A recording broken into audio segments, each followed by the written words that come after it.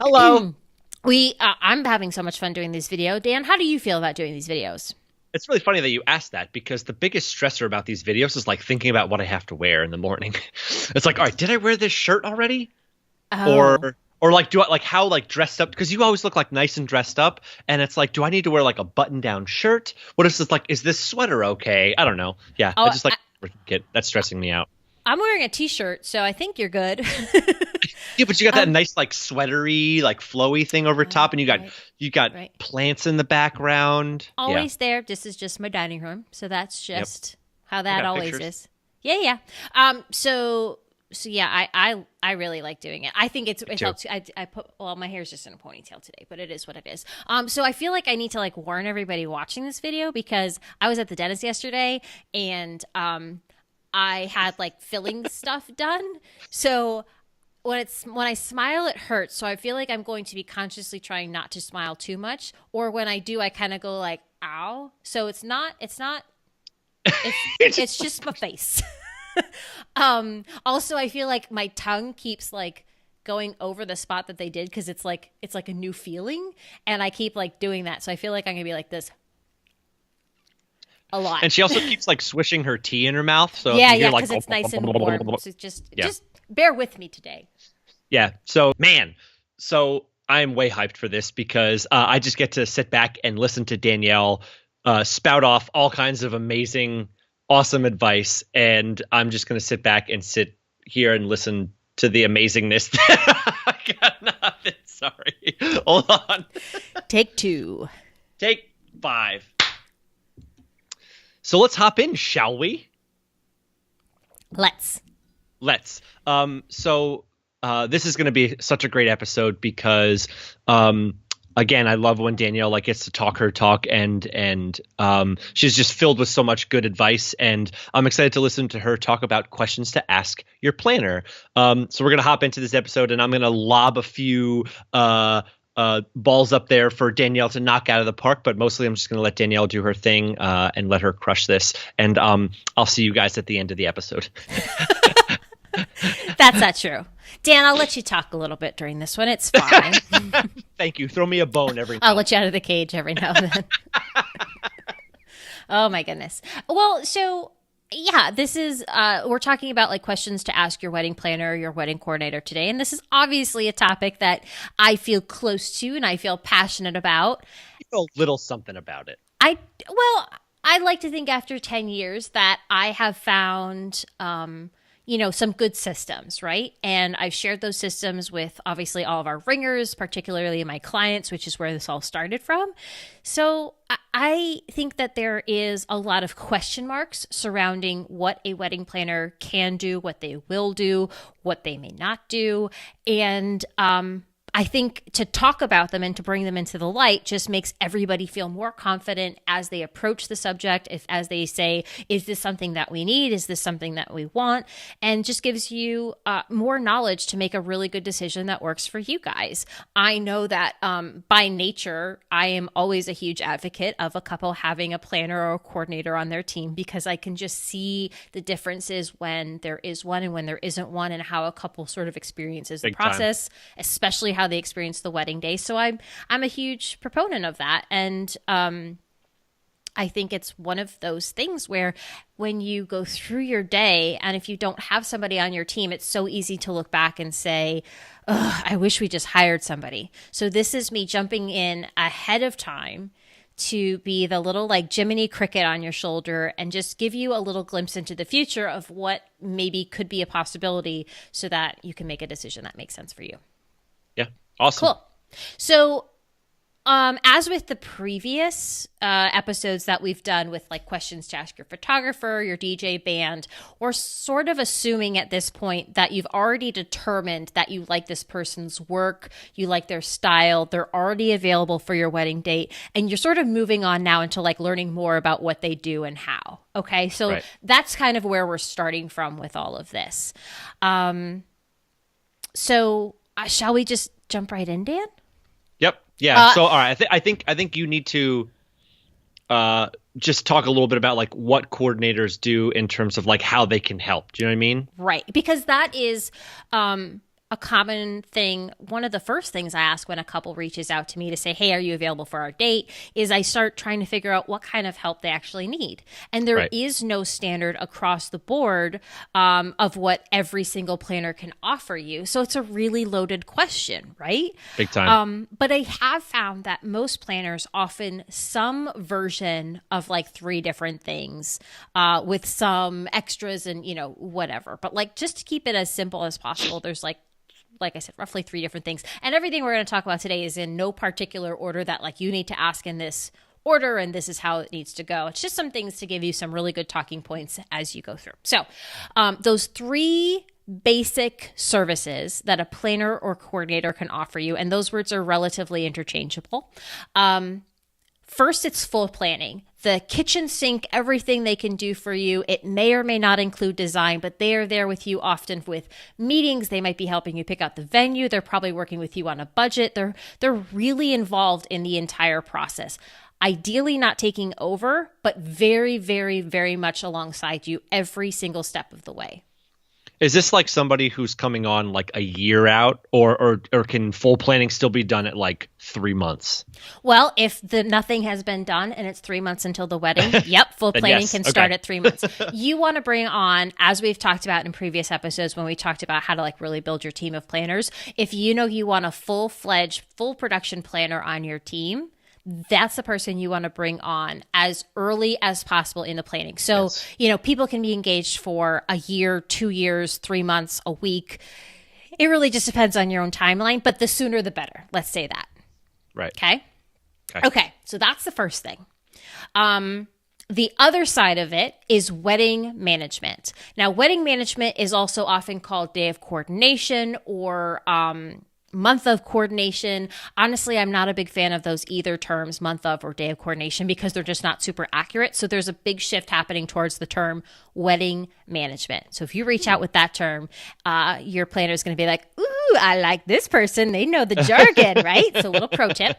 But wedding management is mainly focusing on pulling all of the details that you've planned as the couple together in a way that's like neat and tidy and organized and ready to go so that that day they can execute everything that you've planned. Some are on board right from the get-go. Some services don't start until later, until closer to the date, but really they're just focusing on bringing everything together. Some offer recommendations, some don't. That's like nitty-gritty stuff. And these are things that you want to find out what is and isn't included in specific packages because they don't compare apples to apples across the board. But that's your like most basic service that a planner is going to do. That means that they're there for you on the wedding day, ready to execute the day, manage everything that's happening, and keep things on track. Now, somewhere in the middle of that is a term called partial planning. So you've got full planning and you've got wedding management, and then you've got partial planning, which falls in the middle, which is a really gray area. Where maybe Sounds it's like it. Yeah, right. This is why it's really complicated. Dan, you're in this industry and you're like looking at me like I've got 4 heads already. So ringers, I hope you're still hanging on. But partial planning, like I said, falls in the middle where you're maybe not, you don't need help with the whole kit and caboodle, but you do need like a little bit help, or maybe you want like your planner to come out with you to your venue just to walk through some stuff and like be like, hey, can you tell me like how this should flow?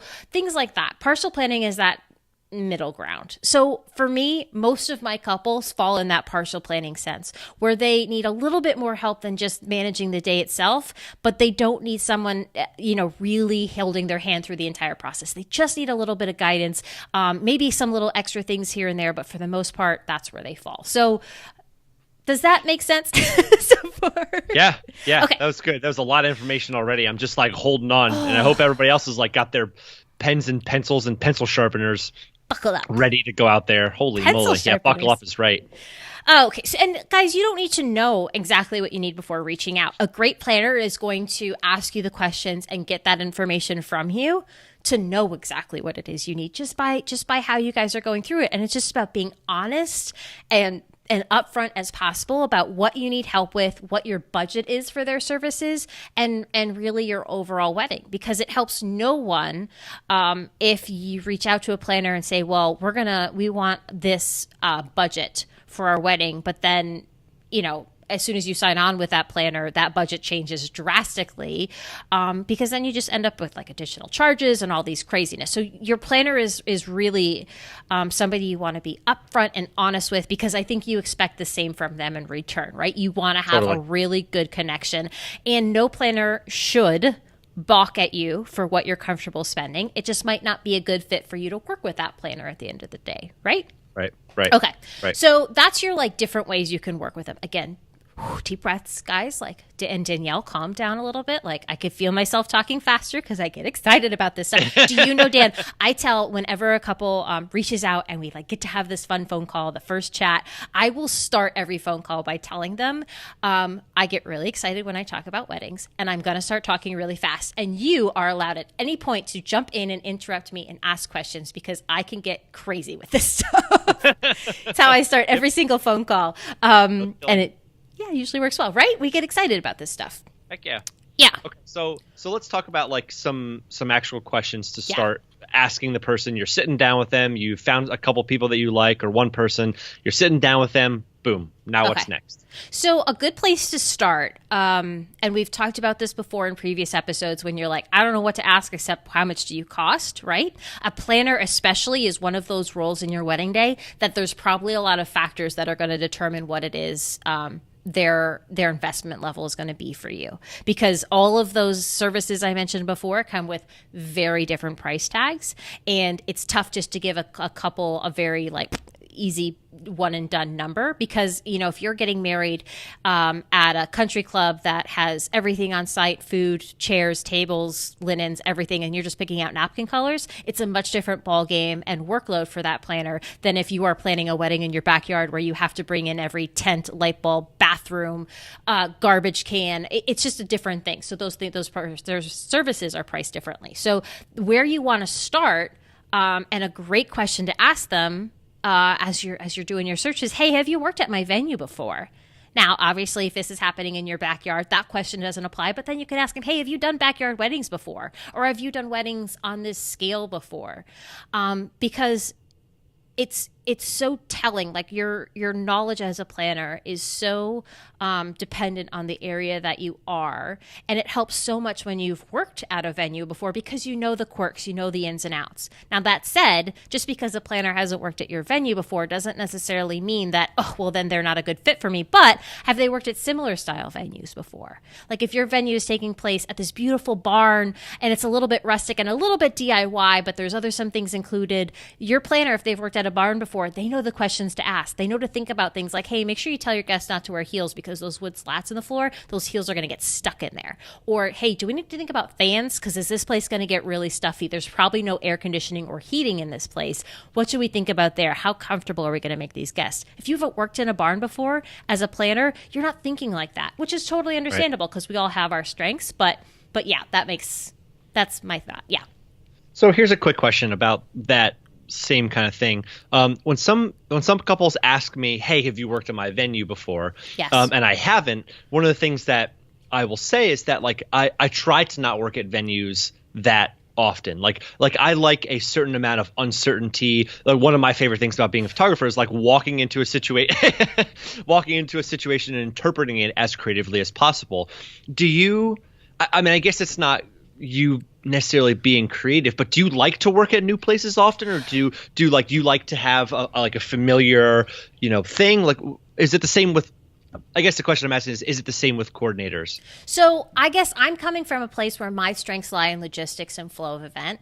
My strengths don't lie in design or creative. I love doing those things, but my heart speaks most to the logistics of things. So yep. I feel like I'm providing a best value for my client when I'm able to know the ins and outs specifically of that venue, so much so that they don't even have to think about it. I'm thinking of questions that to answer for them that they don't even know they need to ask me. So to me, that makes me feel good, because I feel like I'm providing a good service. Now, that said, I'm also allergic to spontaneity and like throwing myself at something without a plan, right? So there's ways I go about it, because obviously it's impossible for me to have worked at every venue in my area, even after 10 years. I worked throughout a large area. I worked throughout all of Eastern Pennsylvania and then some. So to have worked at every single venue is just unrealistic, even at this point. But I do make a point that if I haven't worked at a venue before, I will absolutely make a time to go out there either with or without my client, if they're available or not,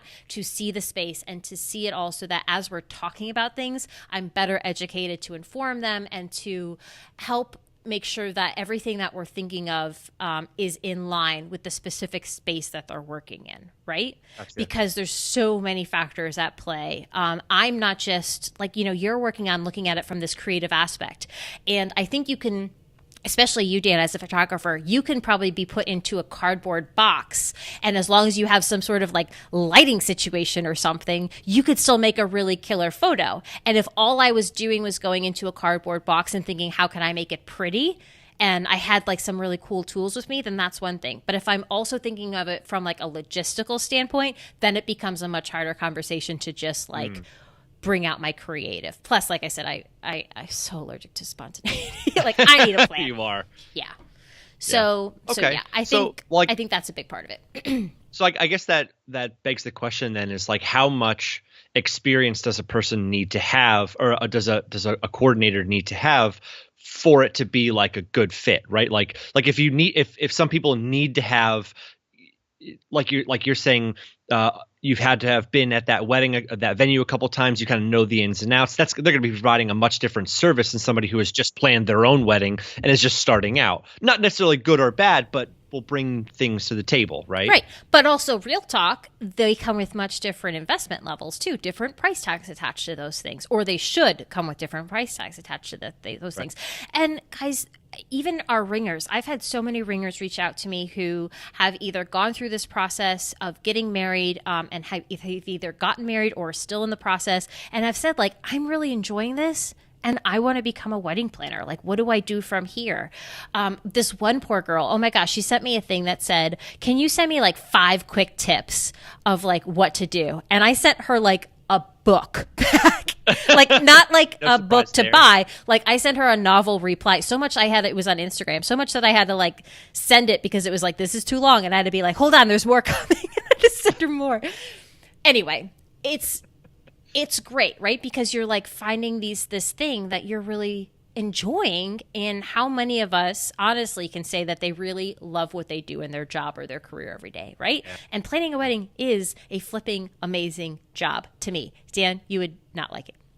Stick to photography. Thank you. Mr. I like to show up and wing it. We know each other very well.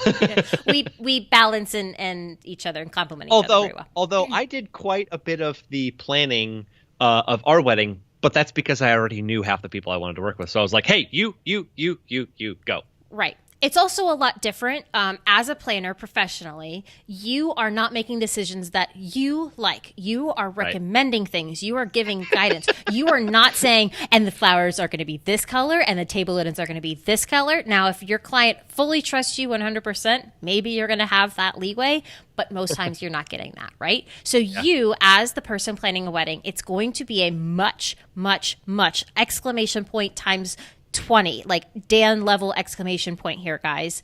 Different experience as a planner versus being the person in the role of bride or groom. Okay. So that's just like, I just need you to know that it's a much different experience when you are working with somebody else based off their likes and dislikes, their guest list, not your guest list. It's two very different things. Okay. And just for those that are out there going like, maybe I do want to become a wedding planner. Where do I get started? Or if you're interviewing planners, a question I see a lot is, are you certified? Guys, no BS here.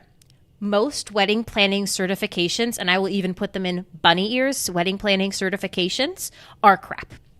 They are, there's no standardization. They mean next to nothing. There might be some very rare exceptions to the rules, but I'm telling you, they don't. Like the education I've done, and I've done the crappy certifications, and I've done the more like weird stuff. The weird stuff has been what I've gotten more from, and I didn't get a certification from it. I just got you did that thing. Great. You have that knowledge now. But nobody gave me a piece of paper. When I first started, that's exactly what I did. I jumped in and I said, I'm going to do a wedding planning certification, because when I Googled, that's what came up. And I'm just letting y'all know that means pretty much junk. The questions they ask you is, and I bet you, Dan, you could probably pass the test easily. How much does an average wedding cost? In Pennsylvania or United States? They don't even tell you that part. They just expect you to say a number.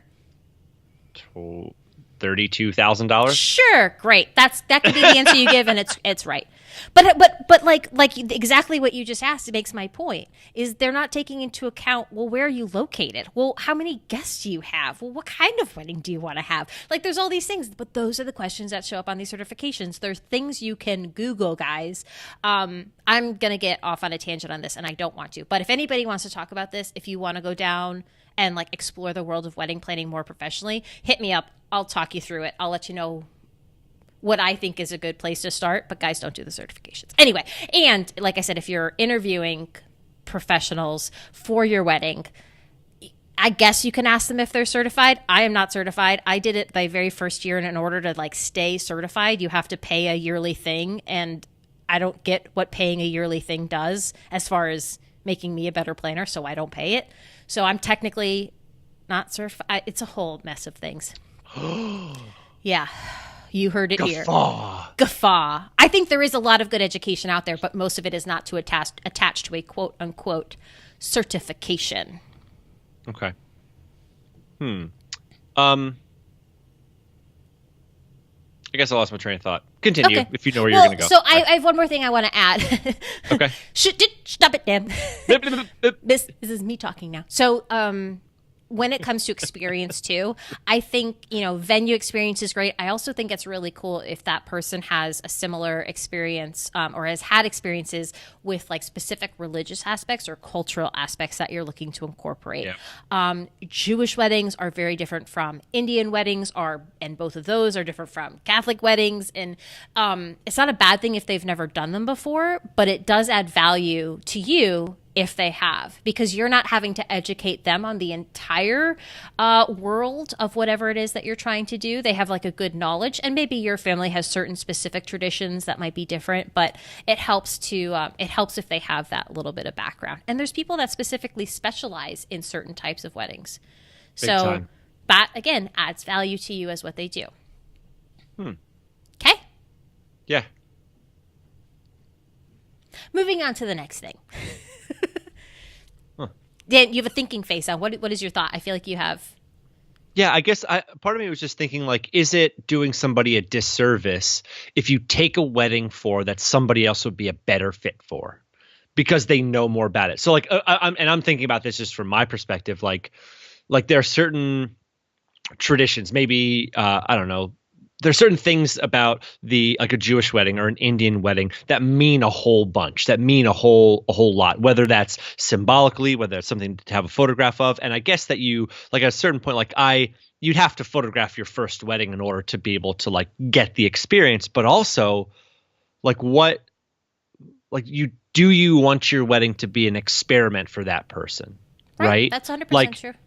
Like, all right, so I photographed plenty of Jewish weddings, but there are some that are like way on one end of the spectrum, very orthodox, whatever, and they've got lots and lots of different sides of the lots of different traditions or whatever that like I don't know about. So I was just thinking about that, like, at what point does it become, hey, you should just hire somebody who is absolutely specializes in this thing. Not that you like I as a photographer wouldn't want to do it, but it's like I just bet you that somebody else is just a way better fit. You know what I mean? Like they're just going to do a better job, I think, than I would. Right.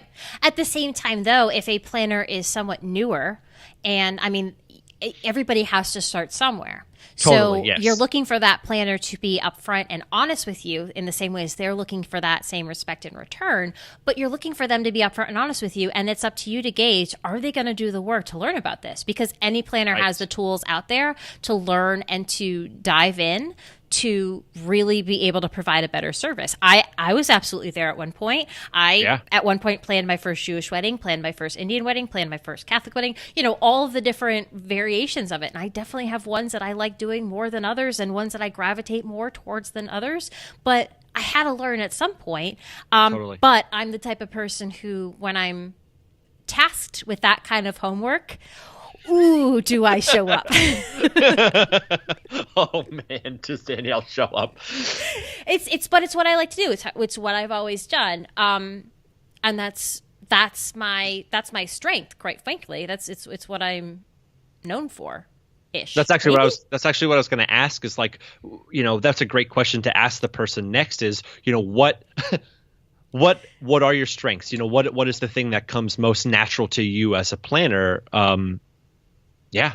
Yeah. How many times have I said it? My strengths lie in logistics and the flow of things. Like I can put together a timeline like it's nobody's business. But design is not something that comes as strong to me as logistics and timelines, man. But I'm super upfront about that. When a client reaches out to me, when a couple reaches out to me and says, we just want you to design this beautiful wedding for us, I will absolutely chat with them and learn more about them, but I won't waste too much of their time if all they're talking about is design, because I know I'm not the best fit for them. I have some amazing friends who are so freaking talented at really designing a beautiful event that I will say, I think you're awesome, but this person is going to be so much a better fit for what you need. Right. Not to say so we don't work with on the design level, but I focus more on the experience and all of that sense. And that's what my clients who do work with me, that's what they need. That's what they need help with. So there's also people that have a bigger strength with like DIY projects. I have a wonderful friend who she loves building centerpieces and doing all this stuff for her clients. That's not a service I provide. I mean, I guess I could if they really asked me to, but I've never had a client ask me to do it. That's something she loves doing. There's also people who are just jack of all trades. Now, as with anything, I would argue that, well, master of none. Maybe, but maybe that's what you need, Either way, it just needs to match up with the services that you actually need, the things that you really need to make this wedding happen in a way that you're just going to be cool as a cucumber and feeling freaking awesome about it all. Love it. Okay. Nailed it. Yeah, thanks. Am I doing okay so far? You're doing beautifully. You're doing really great. Thanks. Your words are here today, which is a good thing. Good. I feel like they didn't start like they were here. Uh-oh. That even itself didn't make sense. So, one of the questions I think is fun to ask, and it's one that I feel like we've talked about before in with photographers and interviewing, all these things, is to just flat out ask your planner, like, what do you think is the most important part of a wedding? Maybe outside of a couple getting married. Because I think it's really good to ask to make sure you're aligning on priorities, or on the opposite side, maybe complementing one another in priorities.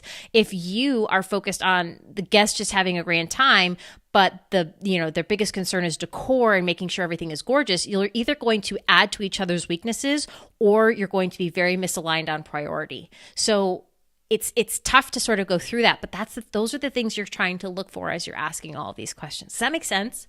Yeah. Yeah. Huh. Anything else you'd like to add, Dan? Because 2 solid yeahs there. Yeah, no. You're dumping a lot on me too. That I'm just like, not dumping. That I'm just processing as well. It's been a long time since I got married, but I'm just thinking back to like some of the questions that you asked Rachel and I, and like some of your like secrets are like starting to unfold now. I'm beginning to peer behind the veil. So I just realized we were at a friend's birthday party this past weekend that you're approaching your 5-year anniversary. 5 years. Huge. I would, if someone were to like hold a gun to my head, that's brutal, and be like, how long ago was Rachel and Dan's wedding? And I'd be like, I don't know, like 3 years. But it's like 5 years. I mean, I know you were married 5 years ago, but it doesn't feel like that. So congratulations. It doesn't. That's awesome. Time flies. It's crazy. Yep. And speaking of time flying, the next question I want you to ask, this is not a segue at all. Sorry, guys, I'm bad at this. There's a reason I'm not a news anchor. So, I think one of the questions that I like couples to ask is like, I like for you to ask a question that kind of makes that person sweat a little, right? And one of those questions for a planner is to ask them, what are you like under stress? Because out of all of the people you're going to be working with, if your planner's doing their job, all of the stress and all of the responsibility should be sitting on their shoulders. I am so impressed that I didn't just curse right there, because I said should, sitting, and shoulders all in one sentence. So just an FYI, did not curse. But I think that is a huge, huge question to ask your planner. I agree. And I would like to take it a step further and say, like, what is the most stressful situation that you've ever had to deal or work through, because I wonder how often people will give you their true face if you ask a question like that, right? Like of course they want you, you want that client to hire you or whatever. So maybe you will, puff yourself up. Like there are certain things that I will say that like I lack in my my wedding planning experience with couples, and some things that I am very strong at, right? Like I'm just an open book, because I just want, when the wedding day arrives, to just like, it just feels like you're seeing an old friend, right? Like, this person very well, whatever. But, knowing something like saying, what was the most stressful situation you've worked through, and how did you work through it? Yeah. That's a question that would make me sweat. Whew. Okay. So, but also as a planner, when you ringers as the couple are asking this question to a potential planner, what you want is for them to tell you, hopefully they're, probably as honest as they can be without sharing too many confidential details. But then I want you to see how you feel in that situation. Do they tell you the stressful thing that happened, and you get like, you can feel like maybe your heart rate rising a little bit, maybe you're getting a little sweaty, and then they say, and then I did this and this and this, and it was fine, and everybody had a really great time, and you go, oh, and you suddenly feel lighter because you feel better. That is what you're looking for, in my opinion. You want to know that they are going to take a stressful situation, and they may go into a closet at some point in the night and cry or scream or do whatever it is. But at face value, surface level, whatever it is, you want to know that they've got your back, that they are going to take care of it to the very best of their ability, in whatever capacity it is, and make you still feel okay. I've had brides' dresses fall apart. I've had an entire busload of guests completely be lost and stranded on the side of the road. And every single time, I hope I've handled myself in a way that has made the people around me feel more calm, more like it's going to be okay. This is a cruddy situation, but we got this. We've got ways that we're going to fix this, and we're just got to figure out the best plan right now. And I'll get back to you with what that is in a second, but this is what it's going to be. And I've sometimes left those weddings being like, man, like that client is just going to be so bummed about that. And I've gotten emails and reviews and texts and all different things saying how it was their best day of their life. And something not so great happened, but it was still the best day of their life because they didn't have to deal with it. I took over, and not took over, but I took on that responsibility, and I shouldered that for them so that they can have this really great time. And to me, that's what you want your planner to do. You do not want your planner running around going, oh my God, the cake fell. What are we going to do? Oh my God. You want your planner to be like, hey, it's okay. Fell. We got a cake on backup. It's cool. What kind of flavor do we want? Remember the Swedish fish cake? I remember you putting that back together with toothpicks. So yeah, guys, there was this cool Swedish fish cake, and like when we say Swedish fish, it was a giant Swedish fish. It was a groom's cake. It was a surprise for the groom, as a groom's cake, and unfortunately, it wasn't quite put together very well, and that's okay. And as it was being stored in I don't know if it was the freezer. I couldn't have been the freezer. I think it was in the fridge. It started falling apart, and we had not brought it out yet. The caterers were not sure what to do with it, and I just went in there and started doing things with toothpicks to make it visually beautiful enough that we can get it out and get it cut, and then take it back and have it be cut up into little pieces, and nobody would know the difference. That was amazing. That was the first time I saw you just be like, it's like Violet Beauregard when she like takes her hair and puts it up in a ponytail. Like that's how you know she's going to get to work. No? Who's Violet Beauregard? Oh no, I don't know that. From Lemony Snicket's. Don't know that. So like one of the things she does is like she puts her hair up in a ponytail, and that's like the sign to the readers that like she like is about to like get to work. It's like somebody like rolling up their sleeves, right? And I like there's a look that I feel like you have when I see like the gears turning, and you can see it, and it's awesome. It's like Danielle's superpower. It's like when you yell Shazam and Shazam pops up. That is for sure. I can MacGyver a lot of different things. I like to think. This year I'm probably gonna get hit with like all kinds of crazy things now that I'm putting that out into the universe. Like, oh, look at me, I could solve anything, and the universe is gonna be like, oh yeah.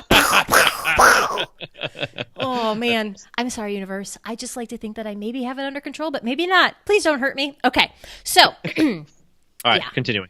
Okay, so continuing on, I actually, when I was like putting together questions, because I don't just have this list sitting about, and I wanted to make sure that, as always, like Dan and I are giving you guys things that really, really help you throughout this planning journey.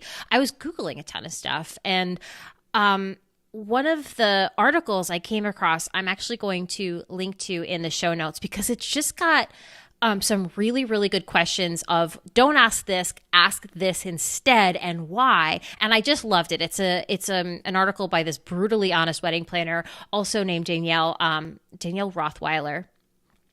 Just about things to ask. And it's really good. It's a HuffPost article. So I will link to that in the show notes. But one of the questions she put on there was, who is your ideal client? That's what she wants you to ask. And I liked it so much because you don't necessarily need to perfectly fit into their ideal client. But if you're the exact opposite of who they work best with, it might not be a good fit. And you need your planner and your relationship to be solid, right? So you don't need to check off all the boxes. Like for me, it's right on my website that like, hey, we might be a really good fit if you are a little bit type A. Maybe you like Harry Potter. There's a whole bunch of things that actually apply a lot more to wedding planning that I can't think of right now. But Harry Potter is always what comes to front of mind for me. But it's like little things like that. Now, obviously, if you're not a Harry Potter fan, well, I'm going to judge you. Let's be honest. No, it really doesn't matter, right? But if you are, and we can connect on that level, then like bonus points, man, right? Because like we can nerd out about cool stuff. Or I have some clients who we both love, I love Bravo TV. I love all the Real Housewives. Well, not all the Real Housewives, Bravo TV. Yep. It's like where all the like reality crazy shows lie, and I love it, man. And I had one client who got married last year, and we watched this one show, Vanderpump Rules. Guys, you're judging me out there. I can hear it now. But we both loved it. It was like our guilty pleasure. And so every email that we would send to each other on like the next day would include like, P.S. Did you see what happened with this? And I can't stand that person. And like, all these different things. And it was something that we connected on, and like we're able to grow our relationship deeper for it. Now, obviously, not every client I work with has to like Vanderpump Rules. But if you do, hit me up. But yeah, it's just what it's about. But isn't it also interesting? Isn't it interesting though that like when those like little connections happen, that like, there's like a deeper bond created, right? Like whether it's not like I've got that with every single one of my clients, right? Like, and I'm sure that they're like every single other photographer or whatever, hopefully like has that like one little thing.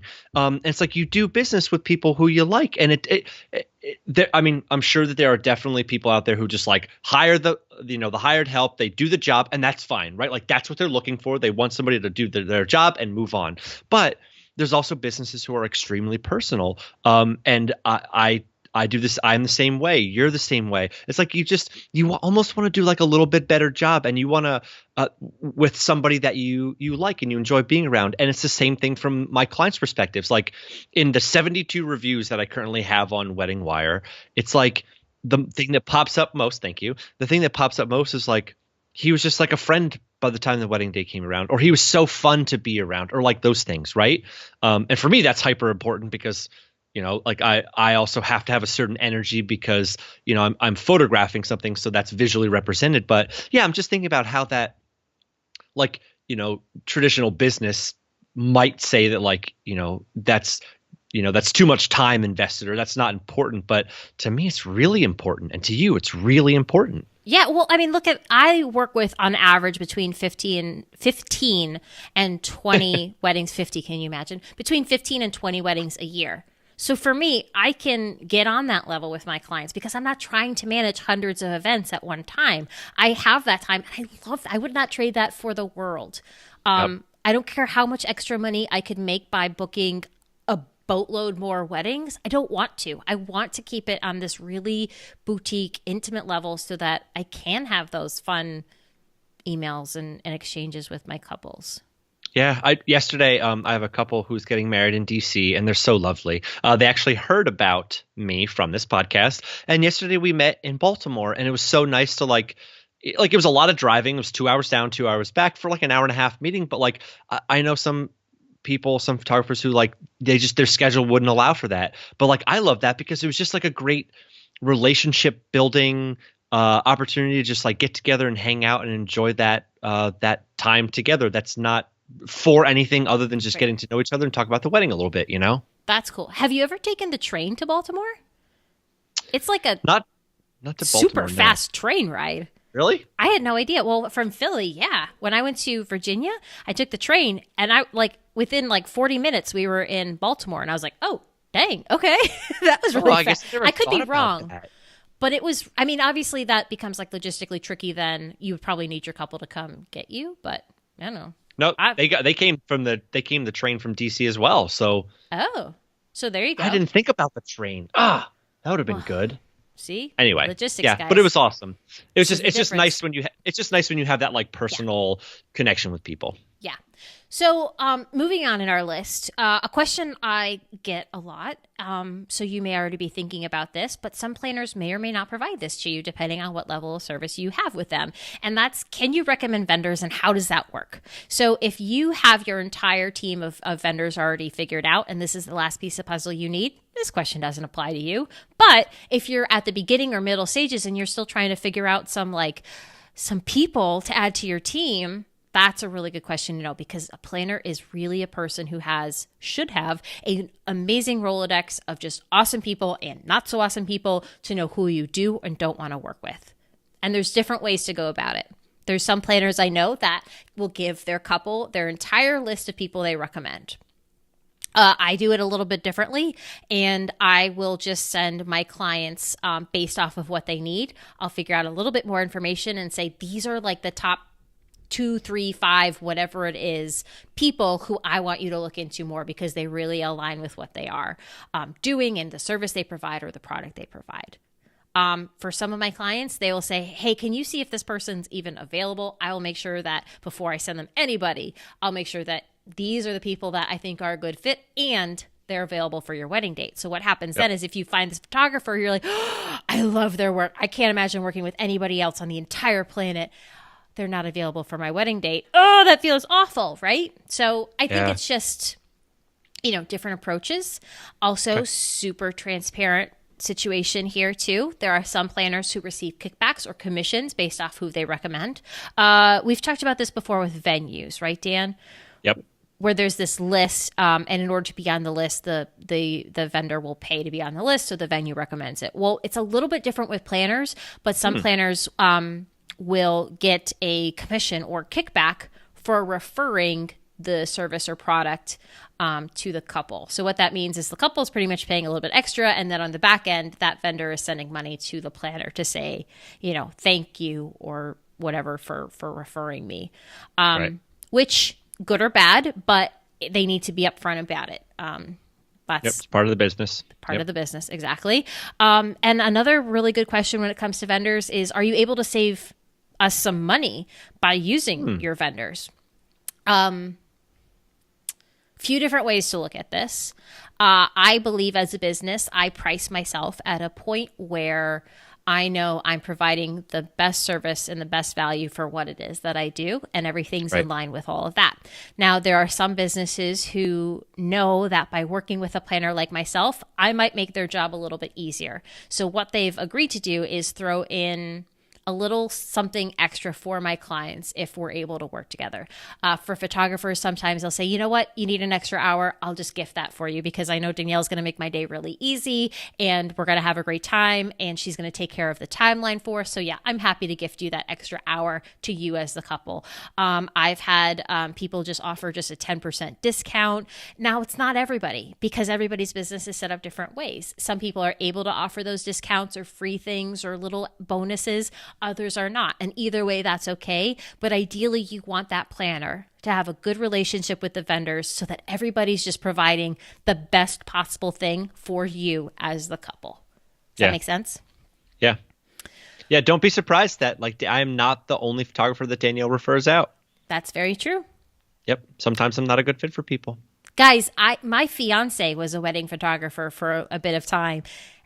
And even then, he was not always on the list of people that I recommended and he totally understood that because sometimes you're just not a good fit for what it is that the couple wants. So, That's right. yeah.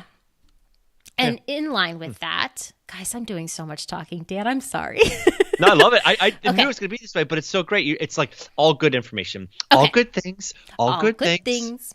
I heard a saying the other day to make something right and well. And I think it's more of a Southern statement or whatever, but I just loved it. Right and well. I liked it a lot. It stuck in my little brain nugget. Okay. So, one of the last things I want to talk about, which I think is honestly a bit of a doozy, but so important to talk through. Like I said at the beginning of this episode, what planners do is not standardized. It is not apples to apples. Wedding management or day of coordination is not the same across the board. I've talked with a planner before who offers day of coordination services, and her services do not start until the week of your wedding. She does not do a timeline. She does not talk with your vendors. She shows up on your wedding day and kind of brings things together. Now, what she charges and what I charge are very different. I am with you right from the get-go, and I'm not saying this is not against her. There's just different things. My same service, which I charge more for, is I'm with you right from the get-go. We are working together with your vendors pretty much from 6 months or more out, depending on when I'm brought on board. I build the entire timeline. We're there for the rehearsal. We go through all these different things. So it's not an apples to apples comparison. So one of the things I really want you to talk through is, how does your process typically work? Like, how often are we going to meet? Are you going to attend my dress fitting and menu tastings? Are you going to attend vendor meetings? Do you need them to attend these things? How often can we reach out to you with questions? Yeah. Are we able to call you? Can we text you? Should we just email you? Guys, I'm a big, I don't like doing phone calls because I feel like we can get so much more accomplished. So many of my couples are busy working that I can't get them on the phone for an hour to figure stuff out. So we email back and forth because that's what works for them and that's what works for me. I'll hop on a phone call, but for me, I really dig email. Yeah. Like I was saying with, the differences in people, how often are you going to communicate with our vendors? Personally, I think if they don't communicate at all with your vendors, I say run. Yep. If they say not until the week of the wedding, maybe jog. But it's just, I just feel like the vendors are such an important piece of the entire puzzle that your planner or your coordinator needs to really have a good handle on everybody involved. Everybody involved needs to have a good handle on that person so that they know that they're going to the planner as opposed to the couple when they need something handled, right? Because that's why you have this person. Same thing with what won't you help with? What won't you help us with? Right? So again, for example, I don't do anything that involves hanging something overhead a guest. So if you want things dangling from your ceiling, I cannot and will not do that. Mainly for insurance reasons. If that were to fall and hurt somebody, I am not covered for it. But I know great people who are covered for it and are going to do a great job doing it. So I won't do it. I also technically won't handle any food or alcohol because, again, not licensed to deal with it. Outside of that time, I had to fix the Swedish fish cake, but we don't tell nobody that. Don't tell anybody about that. Yeah, but but I'm not going to serve your food, or I certainly can't serve anybody alcohol. Those are all things that I am not covered for. Maybe it's something where they're not able to help with your rehearsal dinner, or they won't handle, your iPod playlist that you want. Like, those are all things you want to know. Like, what generally won't you be able to help us with? How about that? What do you, what don't you do? That's a good question. Yeah. What do you include versus exclude? Right. Are you going to be there at my event? Is it going to be someone else showing up? Do you have a bunch of other events that weekend that you're just going to be bouncing around from, and I'm going to have somebody else entirely there that day? Personally, I think your planner should be at your event unless it's previously discussed that they can't and they've got somebody else. But it's a big deal. Who's going to be there? Are you going to have an assistant? Are you going to have more than one person? It is really hard as a planner to be the only person there. I always say I need to have at least one other person there so that if I die on the spot, I know that wedding day is hopefully not going to be affected by much, right? You're amazing. Anyway, guys, this is just what it is. One last thing. Do you stay until the end of the wedding? Love that one. This is a hefty discussion. Some planners stay until the very end and kind of get everything packed up. Some will leave once the formalities are over. If your venue will clean everything up for you and you're comfortable with your planner leaving once the dancing really gets started, then that's a good fit for you. If you're going, wait, if that person leaves, wait, is my mom going to be cleaning up? Who's going to, wait, who do I get my gifts from? And what about all this leftover food? And what about all these things? Then you need someone who is going to stay until the end of the event, because you don't want to assign that to a parent or a wedding person in your wedding party because they've been partying and having a great time all day. You need somebody there until the end of the event in that case. Yeah. Yeah. And just to nicely wrap up this episode, and for me to take a drink and maybe pee, I also want to talk about, like, after your first meeting, which is really with any single vendor across the board. But after your first meeting, how do you feel? Do you feel lighter? Do you feel more stressed? Do you feel like this is a person who's going to just scoop you up and make everything just a little bit better for you, or a lot of bit better for you? Or do you feel like, I don't know, I don't like what they said about this, or like, but then if they don't do this, what are we going to do for these things? Like, just check in, check in with yourself and say, okay, how do I feel right now? Because good juju is key. And I think just forming that really good relationship right off the bat is so, so, so important. So, love it. The end. Guys, I'm sorry. Dan, anything that you would like to add to any of this? Dan, you have permission to talk.